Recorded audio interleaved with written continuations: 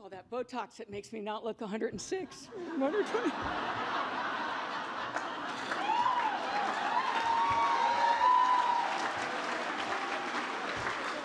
So, thank you, Mike, for that incredible introduction.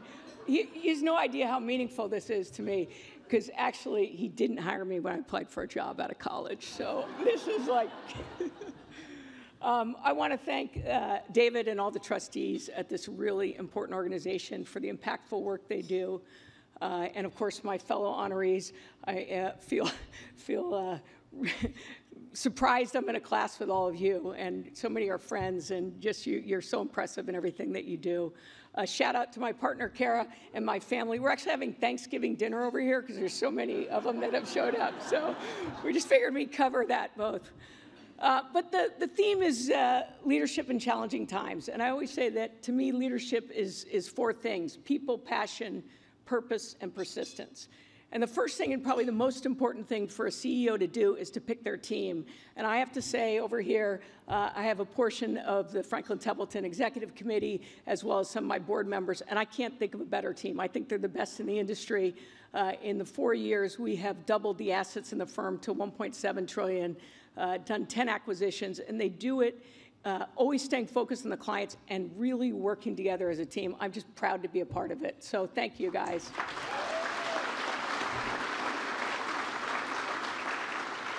Passion, love what you do and it doesn't feel like work. Purpose, describe what you do in a purposeful way and you will rally people behind you and behind the cause.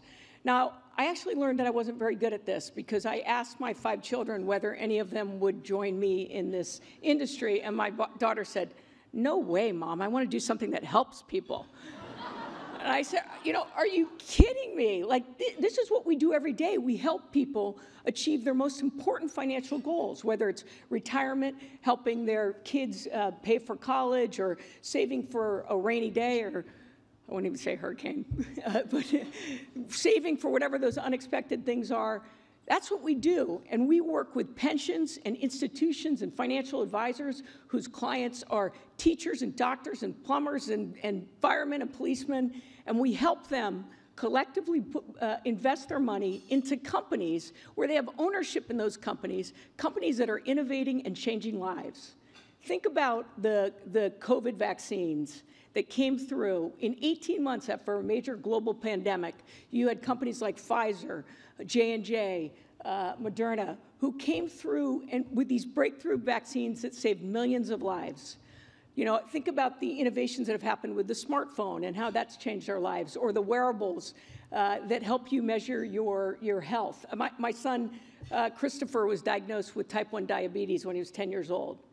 At the point that he was diagnosed, his life expectancy was dropped by 15 years. Today, he wears a continuous glucose monitor and an insulin pump that were basically invented by public companies like Medtronic and Abbott, and private companies like Dexcom. And that life expectancy gap has now cut in half and continues to improve every day.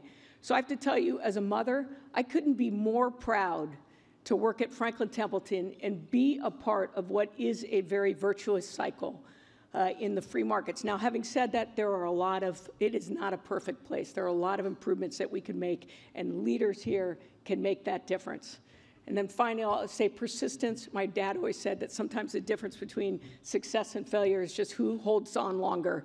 But I can tell you that Franklin's been around for 75 years, and we've thrived for 75 years because we focused on trying to innovate for our clients. My grandfather got into the investment management business because the average individual didn't have access to the equity markets. And then the mutual fund was the great innovation that gave everyone, it democratized access to the equity markets.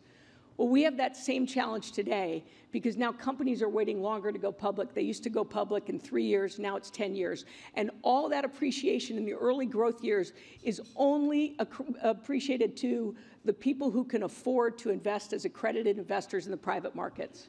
And at Franklin Templeton, we are committed to figuring out ways to democratize and bring those excess returns that you can receive in the illiquidity premiums of the private markets to every American in their investment portfolios.